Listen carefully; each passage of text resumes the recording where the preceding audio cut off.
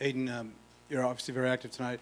Coach Signetti kind of called you the quarterback of the defense, I guess. Is that, do you kind of see yourself that way? And I mean, I guess how much have you kind of embraced kind of being that leader and that guy on that side of the ball? It's definitely something I've embraced. They kind of put me in this position where they want me to go out there and lead and kind of bring the energy to the defense. And I want to get out there and do just that and help guys get lined up, allow them to play faster. At the end of the day, if they're playing faster, I'm playing faster, and we'll be an explosive defense for playing that way. So on your left of Mike and then Zach. Yeah, I mean, you got a number of guys out, with injuries this spring. Have you been able to kind of get a feel for what this defense will actually look like in the fall, or are you kind of looking forward to getting some of those faces back and seeing what this group really looks like? Definitely a couple pieces that we've been missing here and there, and I'm sure with how the portal will shake out, there'll be even more new faces in here. I just think the biggest thing now is, like Coach Signetti talked about, the guys that usually don't get as many reps are getting those reps, and we're just building depth. So by the time season comes, we'll be a very deep team, and that's something that's going to play to our advantage. Standing up with Zach and then go to Pete. Coach Signetti said that he thinks Brian Haynes sleeps a lot better knowing kind of he's got you at the heart of it all. What has he, Coach Haynes, kind of put on your shoulders in the past? What's the same about it when you're here, and maybe what's different when it's the two of you trying to kind of build at a new place, new personnel, similar relationship, but, kind of different challenge? I would just say the biggest thing between me and Coach Haynes would be our communication and our trust within one another. I felt like at times last year we were kind of thinking the same calls at the same time. So it's just been huge to develop with him and under him, and being able to grow not only within his scheme but as a person, and just kind of knowing his tendencies and building off of those things for myself as well. Aiden over here.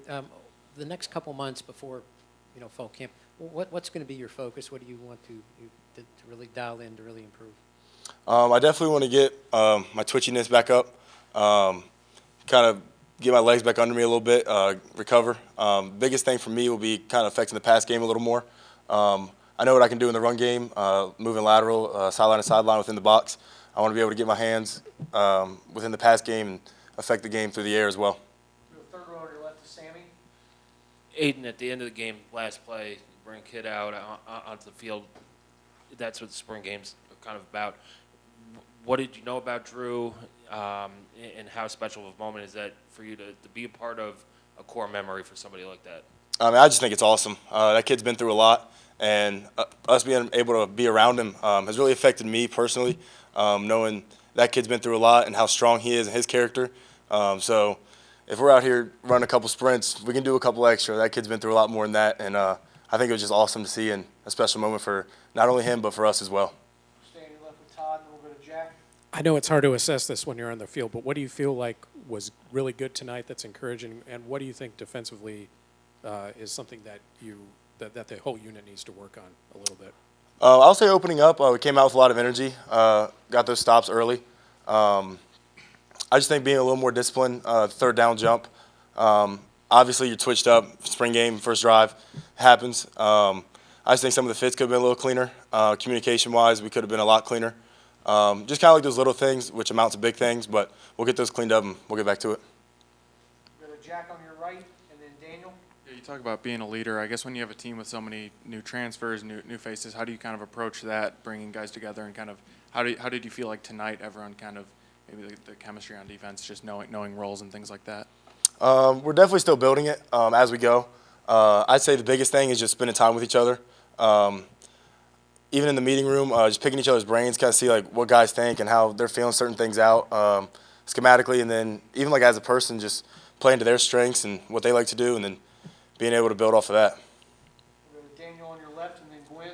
Yeah, in terms of that locker room and trying to establish that change within this program as much on the field as off of it, where have you kind of seen the most progress so far? I would definitely say the off-season workouts.